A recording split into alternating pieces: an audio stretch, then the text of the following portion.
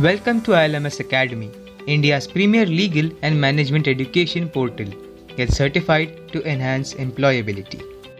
नमस्ते, आज की वीडियो में हम हमारे 48वें चीफ जस्टिस एन.वी. रमन्ना के जीवन के बारे में देखेंगे। राष्ट्रपति रामनाथ कोविंद ने 6 अप्रैल को न्यायमूर्ति एन.वी. रमन्ना को भारत के 48वें मुख्य न्यायाधीश यानी CJI के रूप में नियुक्त किया। उनके पूर्ववर्ती S.A. बोबडे द्वारा की गई सिफारिश को स्वीकार करते हुए जो 23 अप्रैल को सेवानिवृत्त होने वाले हैं। 63 वर्षीय न्यायमूर्ति रमन्ना 24 अप्रैल को शपथ लेंगे, जो 26 अगस्त 2022 तक पद पर बने रहेंगे। यह लगभग एक दशक में CJI का सबसे लंबा कार्यकाल होगा। आंध्र प्रदेश के कृष्णा जिले के होन्नावरम गांव में 27 अगस्त 1957 को एक कृषि परिवार में जन्मे न्यायमूर्ति रमन्ना 1975 में देशव्यापी आपातकाल के दौरान एक छात्र नेता थे। उन्होंने एक छात्र कार्यकर्ता के रूप में अपने दिनों के दौरान एक शैक्षणिक वर्ष को भी खो दिया। भारत के मुख्य न्यायाधीश यानी CJI भारत के सर्वोच्च न्यायालय के वरिष्ठतम न्यायाधीश और प्रमुख होते हैं।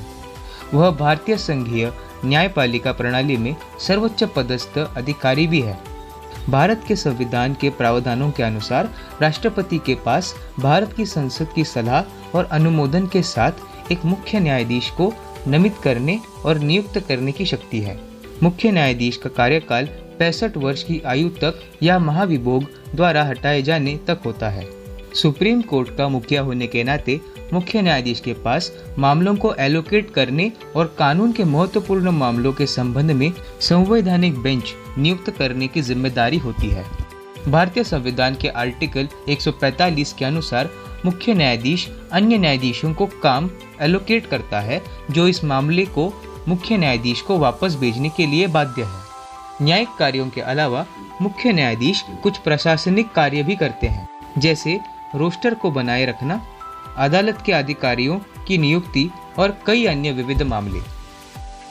जस्टिस रमन्ना एक साधारण किसान परिवार से ताल्लुक रखते हैं। करियर के रूप में कानून में प्रवेश करने से पहले रमन्ना ने 2 साल तक एक स्थानीय समाचार पत्र के लिए एक पत्रकार के रूप में काम किया। 10 फरवरी 1983 को उन्हें आंध्र प्रदेश उच्च न्यायालय, केंद्रीय प्रशासनिक न्यायाधिकरण और भारत के सर्वोच्च न्यायालय में एक वकील के रूप में बार में नामांकित किया गया। उन्होंने भारतीय रेलवे जैसे कई सरकारी संगठनों के लिए पैनल काउंसिल के सदस्य के रूप में कार्य किया है।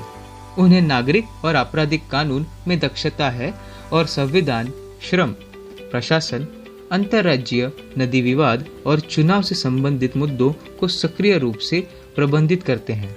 उन्हें 27 जून 2000 को आंध्र प्रदेश उच्च न्यायालय के स्थायी न्यायाधीश के रूप में नियुक्त किया गया था और इसके अलावा 10 मार्च 2013 से 20 मई 2013 तक आंध्र प्रदेश उच्च न्यायालय के कार्यवाही मुख्य न्यायाधीश के रूप में कार्य किया। न्यायमूर्ति रमन्ना ने आंध्र प्रदेश न्यायिक अकादमी के अध्यक्ष रहते हुए भारत की कानूनी प्रणाली की उन्नति के लिए विभिन्न उपायों की शुरुआत की और आपराधिक न्याय के प्रशासन पर ध्यान केंद्रित करते हुए क्षेत्रीय न्यायिक बैठकें प्रस्तुत की। उन्होंने न्यायिक अधिकारियों की तैयारी में महत्वपूर्ण बदलाव प्रस्तुत किए और इसके अलावा भारतीय प्रतिभूति और विनिमय अग्रणी समूह के अर्ध न्यायिक अधिकारी, केंद्रीय श्रम विभाग के आयुक्त और सह रोजगार विभाग के रिकॉर्डर। न्यायिक अकादमी के नेता के रूप में अपने कार्यकाल के दौरान उन्होंने न्यायिक अधिकारियों, पुलिस अधिकारियों, सुधार सेवा प्राधिकरणों, किशोर न्यायपत्रक अधिवक्ताओं, अभियोजकों, महिला नियोजकों के लिए भारत के इतिहास में पहली बार एक संयुक्त बैठक का समन्वय किया। महिलाओं पर यौन हमले के बढ़ते अपराध पर सामाजिक समारोहों और मीडिया एजेंटों का आदान प्रदान किया। न्यायमूर्ति वर्मा आयोग को महिलाओं पर यौन हमलों को पर्याप्त रूप से संभालने के उनके प्रस्तावों ने आपराधिक प्रक्रिया को कुछ हद तक बदलने के लिए प्रेरित किया। उच्च न्यायालय के न्यायाधीश के रूप में लोक अभियोजकों के अवसरों को भरने के लिए राज्य के प्रति उनके प्रभाव ने आपराधिक कार्यवाही में तेजी लाई और आपराधिक न्याय प्रशासन की गति को बदल दिया। वह कानूनी प्रक्रियाओं में पारदर्शिता के लिए सबसे आगे रहे हैं और बेहतर कामकाज और परीक्षण प्रक्रिया में दक्षता बढ़ाने के लिए अदालतों में स्थानीय भाषाओं को लागू करने के लिए अपनी चिंता व्यक्त की है। जस्टिस रमन्ना ने दुनिया भर में विभिन्न अंतर्राष्ट्रीय और राष्ट्रीय सम्मेलनों और कार्यशालाओं की अध्यक्षता की है।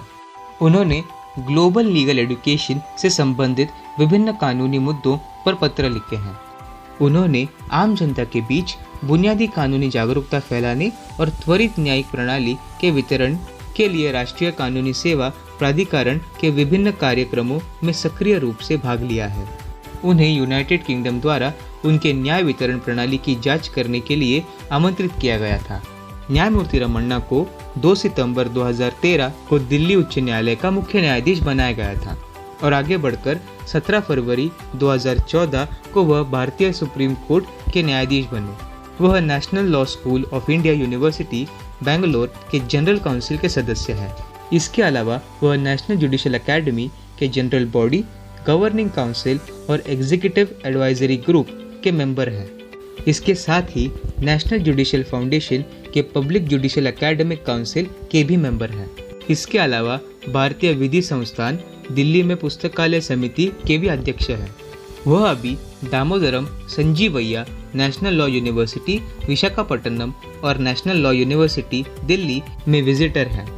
न्यायमूर्ति रमन्ना न्यायिक सुधारों, विशेष रूप से वैकल्पिक विवाद निवारण प्रणाली के प्रबल समर्थक हैं और भारतीय न्यायिक प्रणाली में प्रौद्योगिकी के उपयोग को बढ़ावा देते हैं। वह क्षेत्रीय भाषाओं में न्याय वितरण प्रणाली के कार्यान्वयन पर जोर देते हैं और जनता को, विशेष रूप से समाज के कमजोर और दलित वर्गों को त्वरित न्याय देने के लिए उपयुक्त उपाय अपनाने की वकालत करते हैं। उन्हें कानून के अलावा दर्शन शास्त्र यानी फिलॉसफी और साहित्य में गहरी दिलचस्पी है। तो अब हम एन.वी. रमन्ना से जुड़े एक विवाद को देखते हैं। अक्टूबर 2020 में वाई.एस. जगनमोहन रेड्डी, जो आंध्र प्रदेश के तत्कालीन मुख्यमंत्री थे, उन्होंने भारत के मुख्य न्यायाधीश को एक तथ्य से संबंधित में एक पत्र लिखा था कि अमरावती में भूमि अधिग्रहण के संबंध में न्यायमूर्ति रमन्ना अपने रिश्तेदारों के साथ भ्रष्टाचार में शामिल थे। उन्होंने न्यायाधीश पर आंध्र प्रदेश उच्च न्यायालय में अपने फैसलों और सुनवाई से सरकार को अस्थिर करने और प्रभावित करने का भी आरोप लगाया। उकसावे और समर्थन के 2 पहलू थे। उत्तरार्ध कानूनी बिरादरी से आया, जिसमें वकील, न्यायाधीश और यहाँ तक कि अखिल भारतीय वकील संघ भी शामिल थे।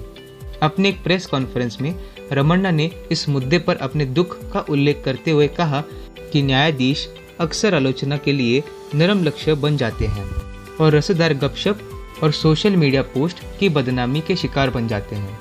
मार्च 2021 में सुप्रीम कोर्ट ने एक बयान जारी कर संकेत दिया कि शिकायतों की जांच के लिए एक आंतरिक प्रक्रिया के अनुसार रमन्ना के खिलाफ आरोपों को मेरिटलेस या बेकार पाया गया और जांच बंद कर दी गई।